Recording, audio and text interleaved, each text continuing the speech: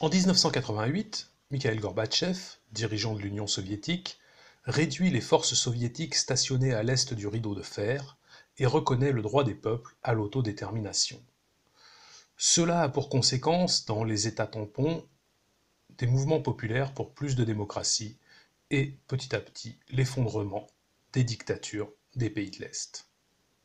Le symbole, c'est la chute du mur de Berlin, le 9 novembre 1989. En 1990, on assiste à la réunification de l'Allemagne, et en juin 1991, le bloc de l'Est est dissous, les ex-républiques soviétiques proclament leur indépendance. C'est la fin de l'URSS et de la guerre froide.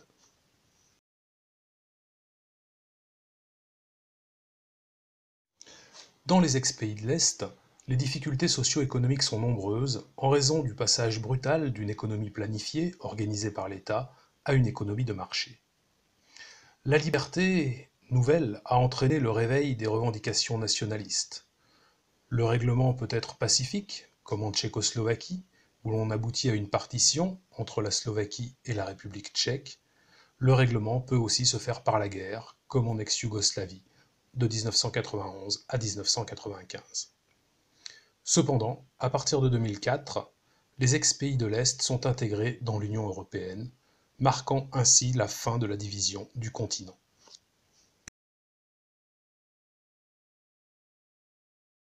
En 1991, les USA sont la seule hyperpuissance économique, militaire et culturelle.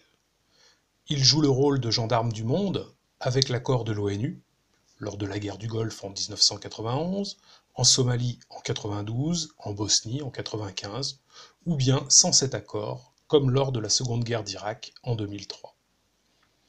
Cette hégémonie entraîne naturellement critiques et résistance. Les attentats du 11 septembre 2001 peuvent constituer une remise en cause par le mouvement terroriste Al-Qaïda de l'hégémonie américaine. De plus, de nouvelles puissances s'affirment sur la scène internationale. L'Union européenne, la Chine, les pays émergents. D'unipolaire, le monde devient multipolaire. À partir des années 90, de nouvelles formes de conflits apparaissent.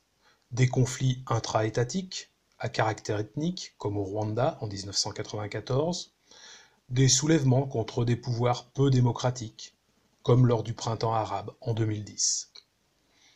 La diffusion de l'arsenal de l'ex-URSS a entraîné une forte augmentation des violences criminelles, notamment en Afrique, et a favorisé l'essor des mouvements terroristes, créant ainsi un climat d'insécurité mondiale.